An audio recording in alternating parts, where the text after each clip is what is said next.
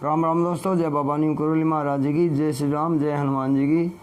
दोस्तों, आशा है कि आपके ऊपर भी बाबा नीम करोली जी की बहुत ही कृपा होगी, आपका परिवार भी कुशल मंगल हो, यही मेरी कामना है। तो आज मैं आपको सुनाऊंगा श्रीमद् वाल्मीकि रामायण का 32वां सर्ग।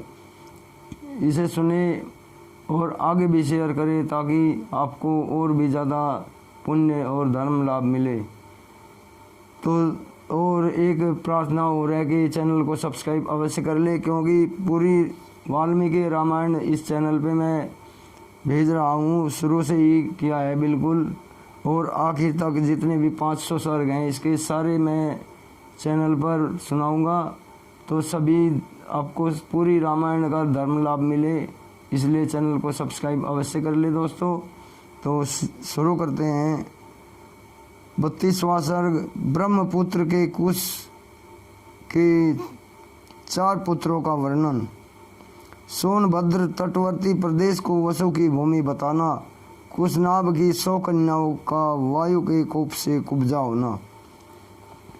विश्वामित्र जी ने कहा, श्री राम पूर्व काल में कुश नाम से प्रसिद्ध एक महातपस्वी राजा हो गए थे। वे साक्षात ब्रह्मा जी के पुत्र थे। उनका प्रत्येक व्रत एवं संकल्प बिना किसी क्लेश या कठिनाई के ही पूर्ण होता था।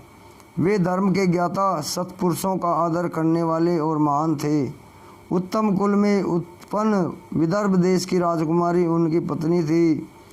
उसके गर्भ से उन महात्मा नरेश ने 4 पुत्र उत्पन्न किए जो उन्हीं के समान थे।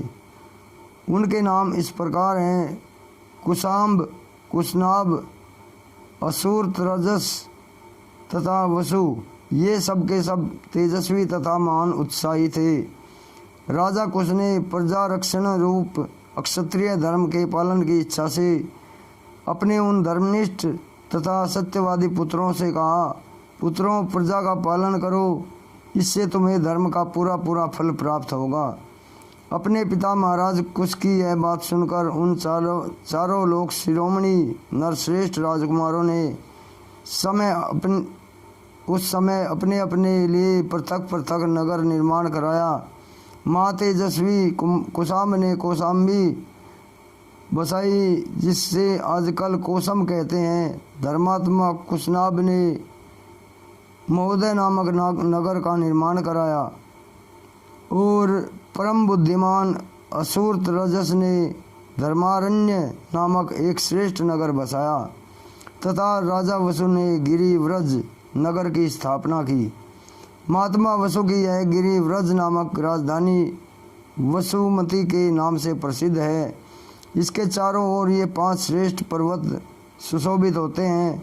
यह रमणीय सोन नदी दक्षिण पश्चिम की ओर से बहती हुई मगध देश में आई है, इसलिए यहाँ सुमागधी नामक नाम से विख्यात हुई है। यह इन 5 श्रेष्ठ पर्वतों के बीच में माला की भांति सुशोभित हो रही है। श्री राम इस प्रकार मागधी नामक इस नाम से प्रसिद्ध हुई यह सोन नदी पूर्वोक्त महात्मा वसु के संबंध रखती है। रघुनंदन, यह दक्षिण पश्चिम से आकर पूर्वोत्तर दिशा की ओर प्रवाहित हुई। इसके दोनों तटों पर सुंदर क्षेत्र उपजाऊ खेत हैं, अतः यह सदा सस्य मालाओं से अलंकृत है। हरी भरी खेती से सुशोभित रहती है। रघुकुल को आनंदित करने वाले श्री राम धर्मात्मा राजश्री कुशनाभ ने धृताची अप्सरा के गर्भ से परम उत्तम 100 कन्याओं को जन्म दिया। वे सबकी सब सुंदर रूप लावण्य से सुशोभित थी। धीरे धीरे युवावस्था ने आकर उनके सौंदर्य को और भी बढ़ा दिया। श्री रघुवीर एक दिन वस्त्र और आभूषणों से विभूषित हो वे सभी राजकन्याएं उद्यान भूमि में आकर वर्षा ऋतु में प्रकाशित होने वाली विधुन्न मालाओं की भांति शोभा पाने लगी। सुंदर अलंकारों से अलंकृत हुई वे अंगनाएं गाती बजाती और नृत्य करती हुई वहाँ परम आमोद प्रमोद में मग्न हो गई थी। उनके सभी अंग बड़े मनोहर थे। इस भूतल पर उनके रूप सौंदर्य की कहीं भी तुलना नहीं थी। उस उद्यान में आकर वे बादलों के ओट में कुछ कुछ छिपी हुई सी तारिकाओं के समान शोभा पा रही थी। उस समय उत्तम गुणों से संपन्न तथा रूप और यौवन से सुशोभित उन सब राजकन्याओं को देखकर सर्वस्वरूप वायु देवता ने उनसे इस प्रकार कहा, सुंदरियों, मैं तुम सबको अपनी प्रेयसी के रूप में प्राप्त करना चाहता हूँ। तुम सब मेरी भार्याएं बनोगी। अब मनुष्य भाव का त्याग करो और मुझे अंगीकार करो। देवांगनाओं की भांति दीर्घ आयु प्राप्त कर लो। विशेषतः मानव शरीर में जवानी कभी स्थिर नहीं रहती, प्रति क्षण क्षीण होती जाती है। मेरे साथ संबंध हो जाने पर तुम लोग अक्षय यौवन प्राप्त करके अमर हो जाओगी। अनायास ही महान कर्म करने वाले वायुदेव का यह कथन सुनकर वे 100 कन्याएं अवहेलना पूर्वक हंसकर बोली, सुरश्रेष्ठ, आप प्राणवायु के रूप में समस्त प्राणियों के भीतर विचरते हैं, अतः सबके मन की बातें जानते हैं। आपको यह मालूम होगा कि हमारे मन में आपके प्रति कोई आकर्षण नहीं है। हम सब बहनें आपके अनुपम प्रभाव को भी नहीं जानती हैं, तो भी हमारा आपके प्रति अनुराग नहीं है। ऐसी दशा में यह अनुचित प्रस्ताव करके आप हमारा अपमान किस लिए कर रहे हैं? देव शिरोमणि, हम सब की सब राजऋषि कुशनाभ की कन्याएं हैं।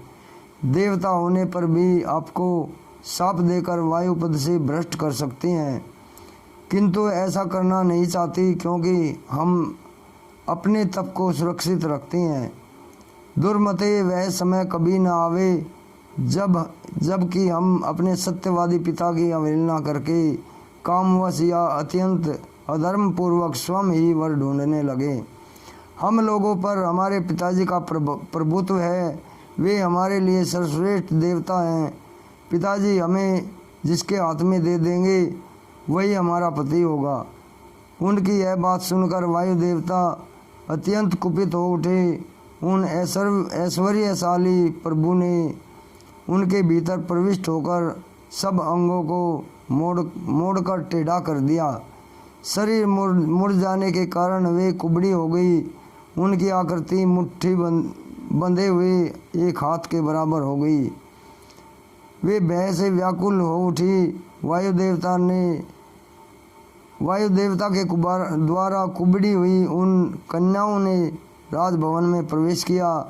प्रवेश करके वे लज्जित हो गई और उदिग्र हो गई। उनके नेत्रों से आंसुओं की धाराएं बहने लगी। अपनी परम सुंदरी प्यारी पुत्रियों को कुब्जता के कारण अत्यंत दयनीय दशा में पड़ी देख राजा कुशनाभ घबरा गए और इस प्रकार बोले, पुत्रियों, यह क्या हुआ? बताओ, कौन प्राणी धर्म की अवहेलना करता है? किसने तुम्हें कुबड़ी बना दिया है जिससे तुम तड़प रही हो, किंतु कुछ बताती नहीं हो? यूँ कहकर राजा ने लंबी सांस खींची और उनका उत्तर सुनने के लिए वे सावधान होकर बैठ गए। इस प्रकार श्री वाल्मीकि निर्मित आर्ष रामायण आदि काव्य में बालकांड का 32वां सर्ग पूरा हुआ। जय श्री राम, जय हनुमान जी की, जय बाबा नीम करोली महाराज जी की। हे मेरे भगवान। तो दोस्तों, श्रीमद् वाल्मीकि रामायण का बालकांड का 32वां सर्ग पूरा हुआ। कल मैं आपको 33वां सर्ग सुनाऊंगा। राजा कुशनाभ द्वारा कन्याओं के धैर्य एवं अक्षमाशीलता की प्रशंसा, ब्रह्मदत्त की उत्पत्ति तथा उनके साथ कुशनाभ की कन्याओं का विवाह। जय श्री राम, जय हनुमान जी की, जय बाबा नीम करोली महाराज जी की। दोस्तों, चैनल को सब्सक्राइब अवश्य कर लें और शेयर भी करें ताकि आपको लगातार धर्म लाभ मिलता रहे। तो अभी आज्ञा लेता हूँ।